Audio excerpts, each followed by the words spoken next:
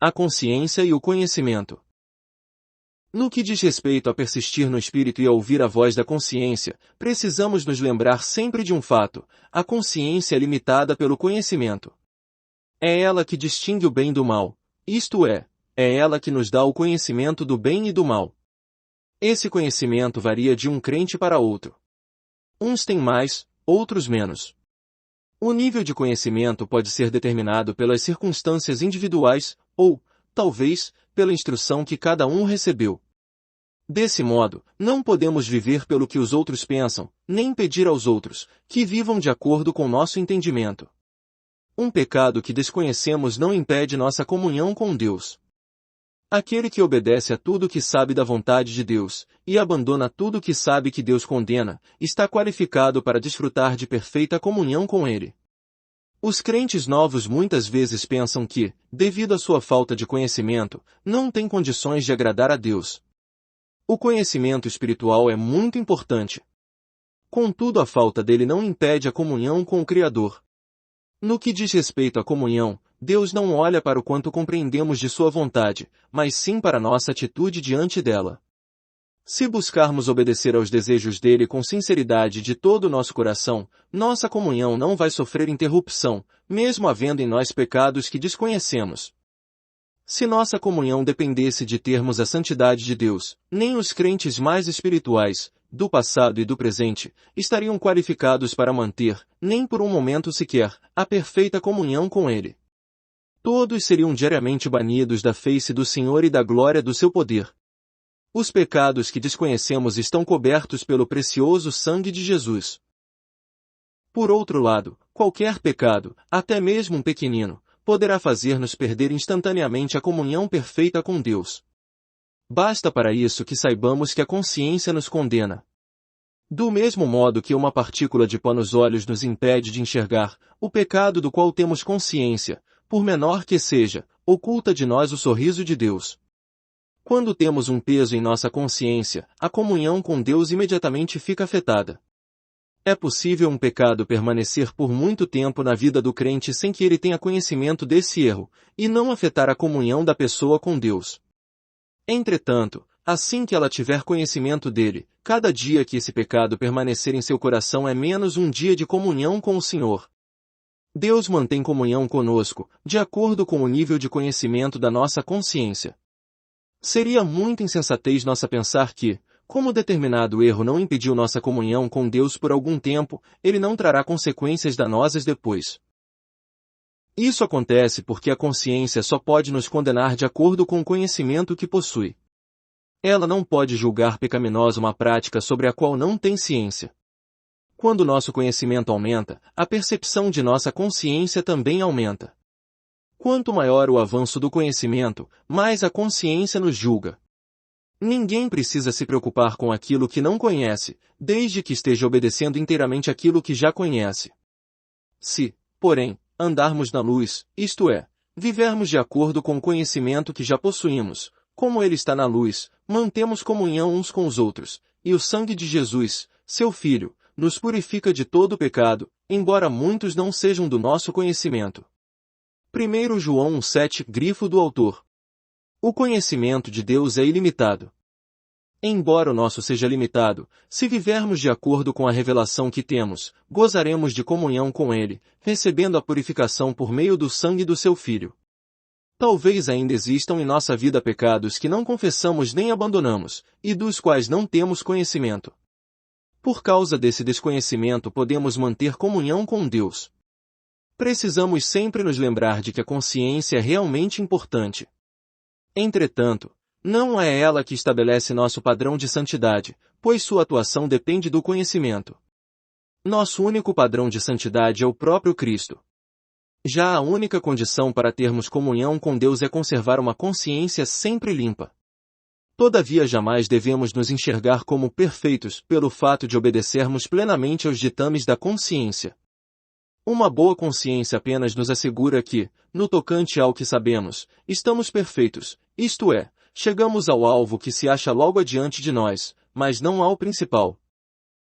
Sendo assim, à medida que aprendemos mais das Escrituras e nossa experiência espiritual se amplia, nosso padrão de conduta vai se tornando cada vez mais elevado.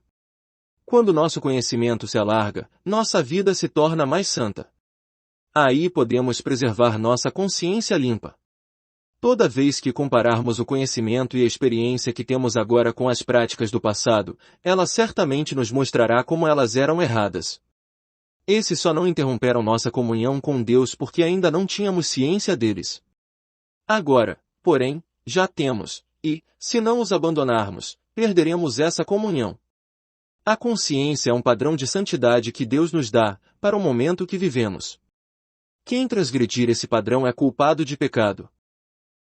O Senhor tem muito para nos dizer, mas, por causa da imaturidade da nossa compreensão espiritual, Ele tem de esperar. Deus trata com seus filhos de acordo com a condição de cada um.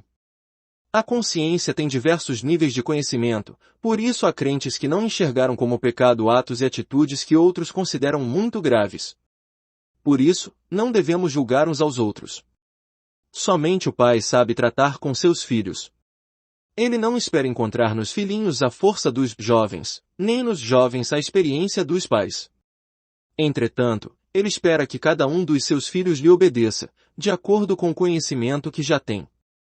Se pudéssemos saber com certeza, o que não é fácil, que Deus falou ao nosso irmão sobre determinado assunto, e que esse irmão não atendeu, poderíamos exortá-lo a obedecer.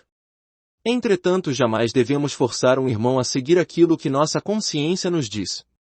Se o Deus da perfeita santidade não nos rejeita por causa dos pecados cometidos no passado, e dos quais não tínhamos ciência, não podemos julgar um irmão, com base em algo que sabemos agora, se ele só sabe o que nós sabíamos no ano passado. Na verdade, ao ajudar outros, não devemos exigir-lhes obediência em pequenos detalhes. Podemos apenas aconselhá-los a seguir fielmente os ditames da própria consciência. Se sua vontade estiver submissa a Deus, eles lhe obedecerão sempre que o Espírito Santo lhes revelar algo através das palavras claramente expressas na Bíblia. Se a vontade deles estiver submissa a Deus, assim que sua consciência tiver ciência de algo, ele obedecerá ao Senhor. O mesmo se aplica a nós. Não devemos nos esforçar em demasia, a ponto de alvoroçar a força da alma, para entendermos as verdades que se acham além da nossa capacidade atual. Se estivermos dispostos a obedecer ao que Deus nos dá hoje, estamos agindo certo. Por outro lado, também não devemos nos reprimir quando o Espírito Santo nos conclamar a saber algo por meio da intuição. Esse tipo de atitude implicaria um rebaixamento do nosso padrão de santidade. Em suma, aquele que está desejoso de andar segundo o Espírito não tem dificuldades na vida espiritual. Uma consciência fraca.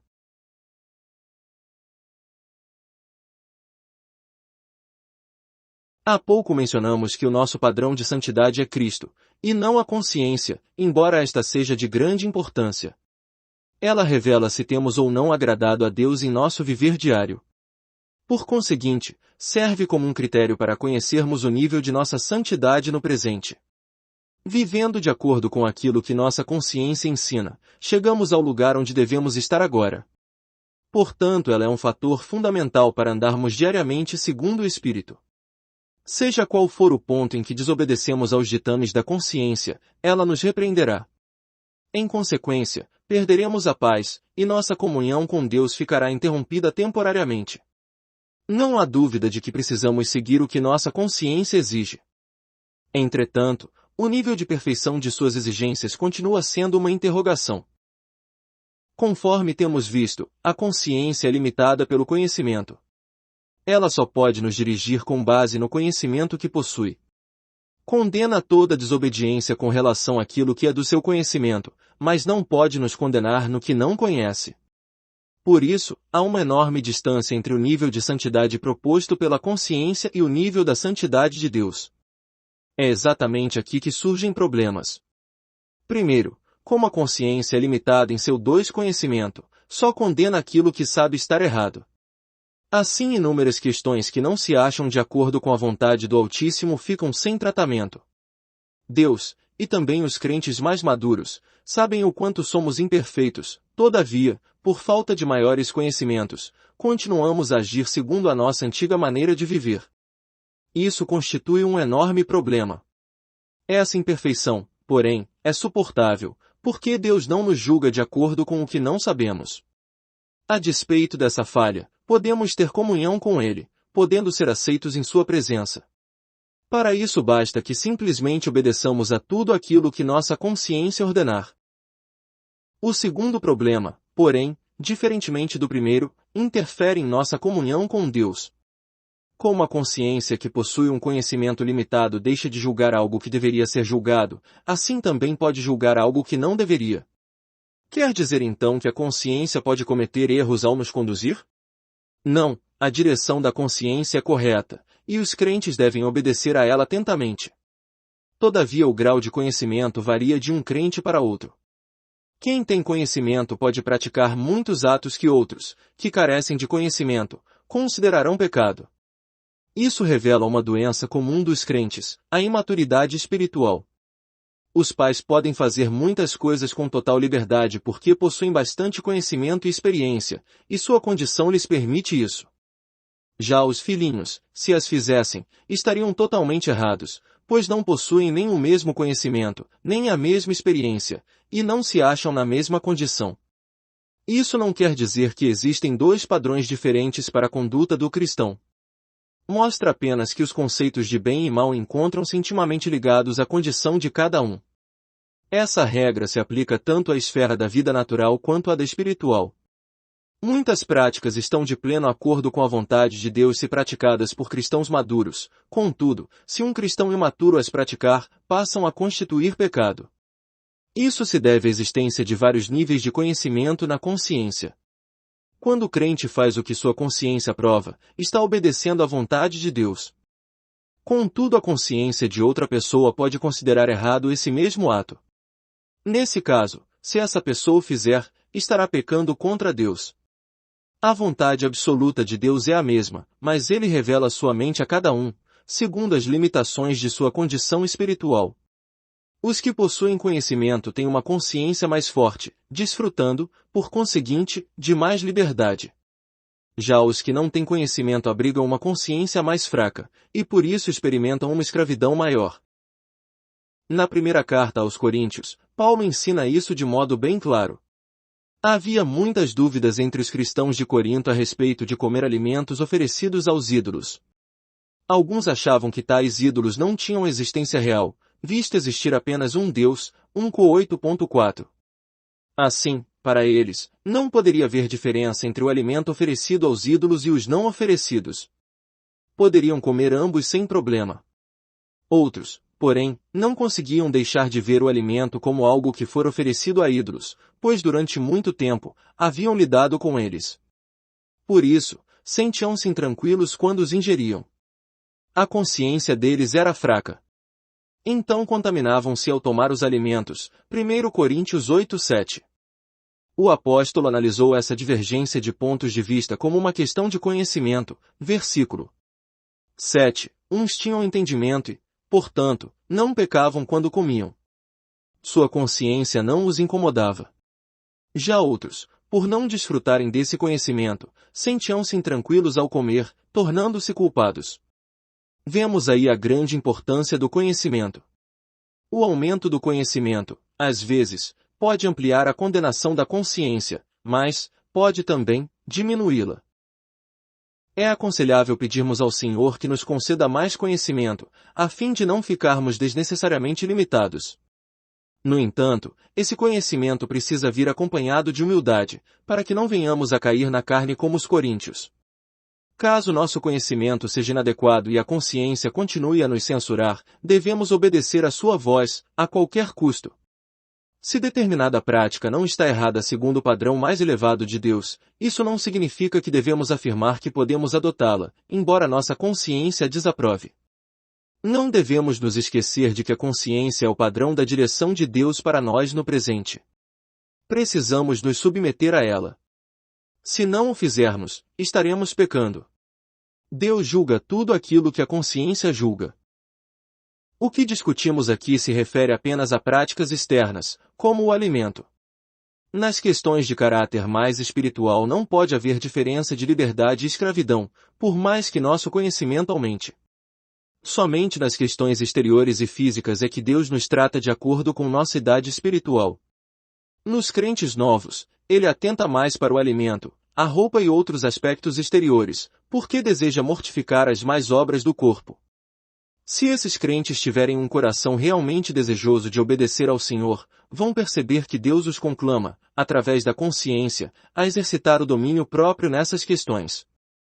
Os que já possuem uma experiência mais profunda no Senhor, porém, parecem desfrutar mais liberdade em sua consciência, no que diz respeito a essas coisas, porque já aprenderam a obedecer a Deus. Entretanto, os que já cresceram mais vão enfrentar aqui um dos perigos mais sérios que existem. A consciência deles se torna tão forte que pode descambar para um entorpecimento frio. Os crentes mais novos na fé, que de todo o coração seguem o Senhor, obedecem-lhe em muitos pontos.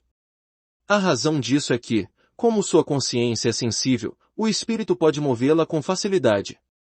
Já os crentes antigos possuem tanto conhecimento que apresentam a tendência de desenvolver a mente em demasia, a ponto de entorpecer a sensibilidade da consciência. Sofrem a tentação de agir segundo o conhecimento mental, tornando-se aparentemente insensíveis ao Espírito Santo, impedindo que ele os mova. Isso constitui um golpe fatal na vida espiritual. Ela perde seu vigor, tornando-se velha e embotada. Irmãos, mesmo que nosso conhecimento seja vasto, devemos tomar cuidado para não nos guiar por ele, mas obedecer à consciência espiritual. Se não atentarmos para aquilo que nossa consciência condena através da intuição, e tomarmos como padrão de conduta o conhecimento que possuímos, cometemos o erro de andar segundo a carne. E por vezes, quando resolvemos fazer algo que pelo que conhecemos é perfeitamente legítimo, nossa consciência sofre uma perturbação muito grande. Reconhecemos que aquilo que a consciência condena está em desacordo com a vontade de Deus, embora nosso conhecimento mental o aprove. Isso ocorre porque nosso conhecimento provém das investigações do nosso intelecto, e não da revelação que recebemos da intuição. Desse modo, a voz da consciência pode criar um conflito sério com a orientação que recebemos do conhecimento. Paulo mostra que, se desprezarmos a acusação da consciência e seguirmos o conhecimento de nossa mente, nossa vida espiritual vai sofrer um prejuízo muito grande. Porque, se alguém te vir a ti, que és dotado de saber, à mesa, em templo de ídolo, não será a consciência do que é fraco induzida a participar de comidas sacrificadas a ídolos. E assim, por causa do teu saber, perece o irmão fraco, pelo qual Cristo morreu. 1 Coríntios 8, 10-11. Quando um crente que possui conhecimento come comidas sacrificadas aos ídolos na presença de outro que não possui, está induzindo-o a achar que também pode comer. Todavia, se este último comer, contrariando a própria consciência, cai em pecado. Portanto, não devemos andar pelo conhecimento que temos, nem mesmo por um instante.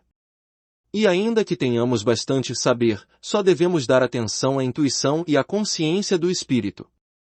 Aquilo que conhecemos talvez possa influenciar nossa consciência. Mesmo assim é a esta que devemos obedecer diretamente. Deus está mais interessado em que obedeçamos à vontade dele do que em ver se nossa conduta é correta ou não. Obedecendo à voz da consciência demonstramos se nossa consagração e obediência são sinceras ou não. Através da consciência, Deus examina nossas motivações, se desejamos de fato obedecer-lhe ou se estamos buscando alguma outra vantagem. Outro cuidado que devemos ter é nos proteger contra o bloqueio da consciência. Muitas vezes ela deixa de operar de modo normal, devido a uma espécie de bloqueio. Quando convivemos com pessoas cuja consciência se acha mortalmente entorpecida, a nossa pode tornar-se entorpecida também. Isso se dá pela influência delas, das suas argumentações, conversas, ensino, persuasão e exemplo. Precisamos ter muito cuidado com aqueles cuja consciência está endurecida. Devemos nos acautelar com as consciências moldadas pelo homem. Temos de rejeitar todas as tentativas humanas no sentido de moldar a nossa. Cada um de nós é responsável diante de Deus, em todos os sentidos, pelo que diz a sua consciência. Nós mesmos devemos conhecer a vontade de Deus, assumindo a responsabilidade de executá-la. Se desprezarmos a voz da nossa consciência para seguir a de outrem, cairemos em erro. Vamos recapitular. A consciência do crente é uma das imprescindíveis faculdades do seu espírito. Devemos seguir inteiramente aquilo que ela diz. Embora ela seja influenciada pelo conhecimento, não obstante, representa a vontade de Deus para seus filhos, na sua forma mais elevada. Para nós é bom chegar ao nível mais elevado para cada momento. E não precisamos nos preocupar com outros assuntos. Mantenhamos nossa consciência continuamente em boas condições. Não podemos permitir que nenhum pecado fira sua sensibilidade. Se viermos a descobrir que ela se tornou fria e endurecida, como se nada pudesse nos perturbar, precisamos reconhecer que caímos profundamente na carne. Nesse caso, todo o conhecimento bíblico que obtivemos acha-se apenas estocado na mente da carne, e não possui poder vivo. Devemos seguir a intuição do nosso espírito incessantemente, tornando-nos cheios do Espírito Santo. Desse modo, a sensibilidade de nossa consciência irá aumentando a cada dia. Assim, no instante em que entendermos que há algo de errado entre Deus e nós, nosso arrependimento será instantâneo.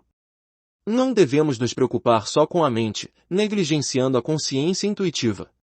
Nossa espiritualidade é medida pela sensibilidade da nossa consciência.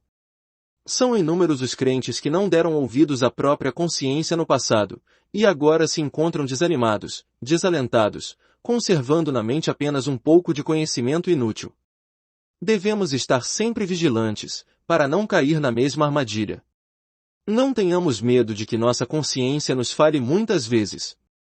Não temamos jamais que ela nos fale demais. O que devemos temer é que ela nos fale de menos. A consciência atua em nós como um monitor da parte de Deus. Ela nos informa quando algo está errado ou precisa de reparo. Podemos evitar muitas consequências danosas, simplesmente atendendo à nossa consciência de imediato. Extraído do livro O Homem Espiritual Vatmanei. Inscreva-se no canal Desfrutar é bem melhor.